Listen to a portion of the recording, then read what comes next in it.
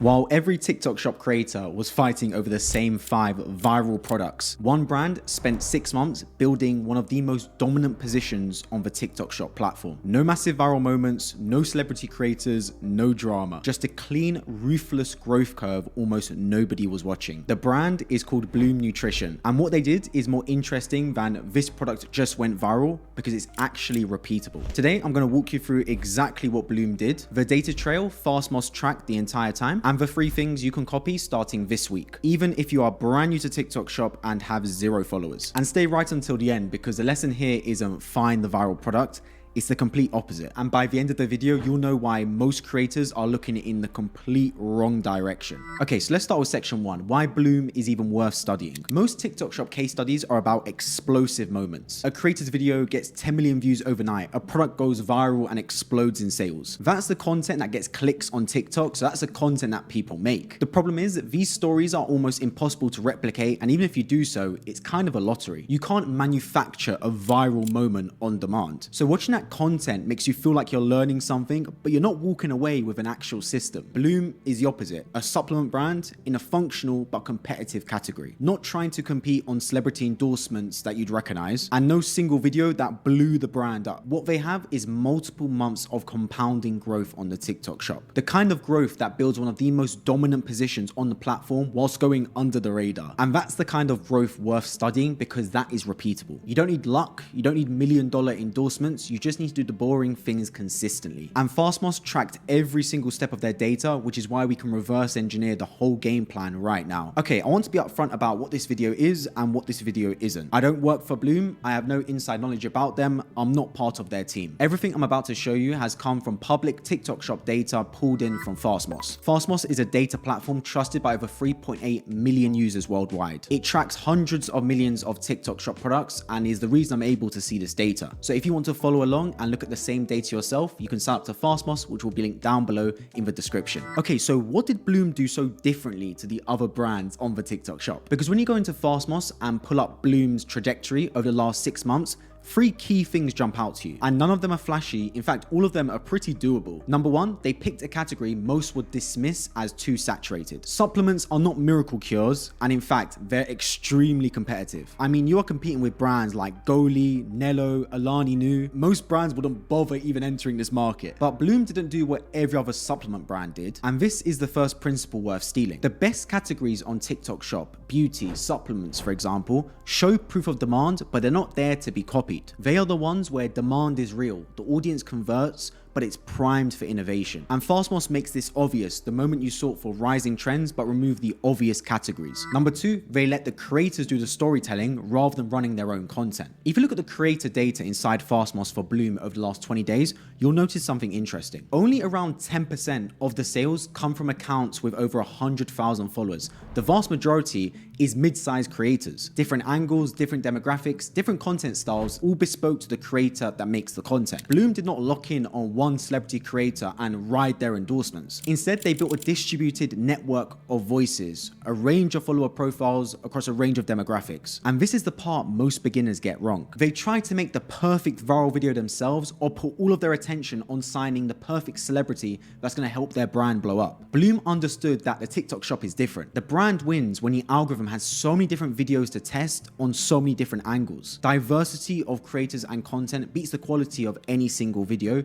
every single time. You do not need to pay premiums for the best creators on the planet. If the brand is genuinely good and it looks good on TikTok shop, it will spread like wildfire. And number 3, Bloom showed up consistently in the data, not in just flashes. Pull up the sales chart in Fastmost and you will see that it's not just viral spikes, it's consistent, growing, compounding data. This is not a parabolic curve or exponential sales. You will see a steady, predictable climb across multiple different SKUs. This is important because that's not a marketing accident, that's a sustained engine of growth. This is done by genuine strategy. When something works, you release related products. You refresh the creatives regularly, so you get compounding momentum rather than always chasing it. The instinct on TikTok shop is to look for one product to then blow up. Bloom's data actually tells a different story. The big wins come from getting a system right and then adding fuel to that fire with different related products, different related creatives, all to benefit from the compounding momentum. Okay, all this sounds great, but let's talk about creator research, because you can have a good product and a good strategy, but if there are no creators to promote your product,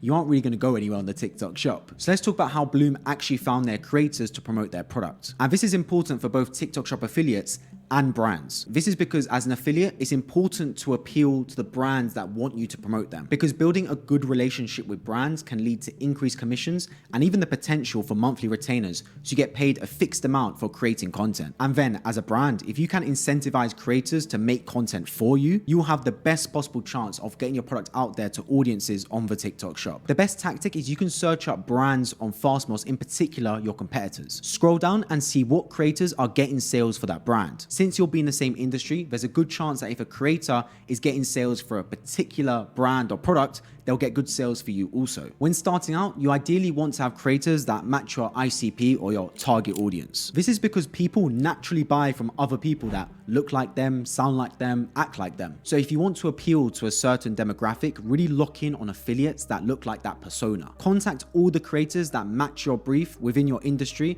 Even if you start with a small affiliate group, that's okay, because it will grow over time. Especially if the product starts selling well, affiliates would love to jump on that opportunity and start selling the product also. And as a small brand, it's important to provide more intangibles to appeal affiliates away from the bigger brands on the market. This is stuff like affiliate training, increased commissions, free samples, events, anything you can think of to entice someone to promote your product, especially if they are a perfect fit affiliate. Then you can scale from there and build an affiliate army just like Bloom have. Okay, so what does the Fastmost data actually tell us about Bloom Nutrition? This is the part of the video most creators won't get to make, because it requires a tool with historical data. I've tracked the last 6 months of Bloom across Fastmost. Here's what the data actually looks like inside the dashboard. Over the following weeks, creators promoting the product increases, not exponentially, steadily. It would be 3 creators in the first week, then 10, then 20, then 50, up and up. None of them with particularly huge followings, but a cult following on the TikTok shop. And all of them in adjacent niches: wellness, fitness, female lifestyle. As mentioned, Bloom were not recruiting celebrities,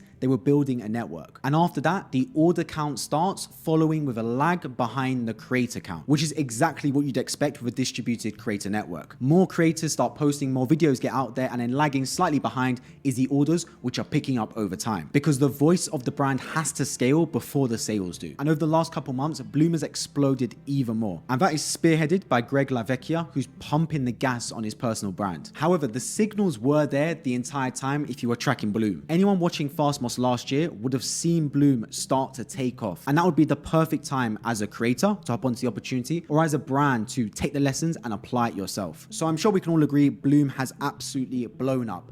But how can you spot the next Bloom? And I want to be specific here, because vague advice is useless. If you open Fastmost today to find the next Bloom, meaning a company that is compounding in growth bit by bit in a market industry which is growing as well, here's exactly what you'd filter for. Number 1, start by the category, not virality. Go into the best-selling products and pick a category that either your brand is in or the products you want to promote. The more niche, the better. Think creator supplements, oral care, household products. You are looking for daily pain points. Think boring products which solve a repetitor's problem. Next, filter for steady growth, not breakouts. This is the opposite of how most people look at data. Instead of filtering for rising fast or breakout products, look for brands with consistent month-over-month growth across multiple products. Boring growth charts are gold here. The ones with the pump and dump hockey stick growth could just be fueled by one viral video rather than a genuine marketing strategy. Next, check the creator distribution. Click into a brand and look at how many different creators are promoting the product and how their followers are distributed. If it's less than 20 followers, the brand isn't running an extensive network strategy. And if it's over 100 and most of the followers are within the 10 to 50,000 follower range,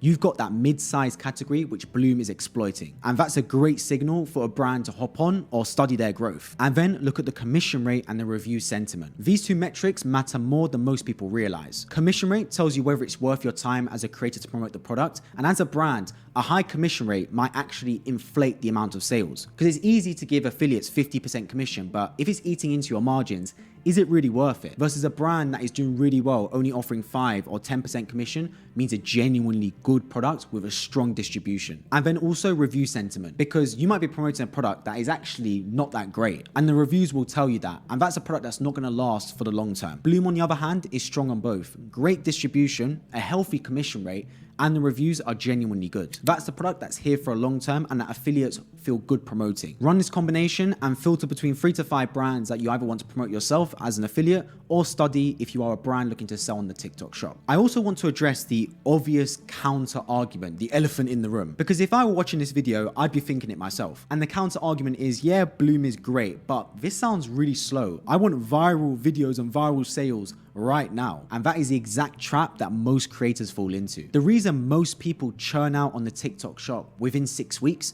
is because they're chasing that viral moment rather than a repeatable strategy. They promote a flash in the pan product, make a video, get no sales, and then burn out. Trying again with another product and the same again, blaming the algorithm every single time. This cycle never compounds. You're starting over every time you pick up your phone to record. As I showed you, Bloom's playbook is the opposite. Looks fairly boring. Week 1, week 2, 5, 6, but it absolutely takes over as we head into months and years down the line. Most creators are looking at 1 week charts, not 1 year charts. And that's why this opportunity exists. Or even worse, they don't have access to a tool like Fastmoss, so they're picking products based off gut instinct or what they see on their For You page, which is just their personalized algorithm, not to do with what is actually selling well on the TikTok shop. So whether it's Bloom, Goli, Dr. Dent, there are new million and billion dollar brands being built on the TikTok shop before our very eyes, all led by the power of social commerce and peer-to-peer selling. So it's no surprise TikTok shop's overall GMV has surpassed $64 billion already. Check out Fastmoss, link down below to get access to unlimited TikTok shop data. And if you want to start your own journey as a TikTok shop affiliate, check out the video right beside me as I break down exactly how you can begin as a beginner in 2026. I'll see you right there.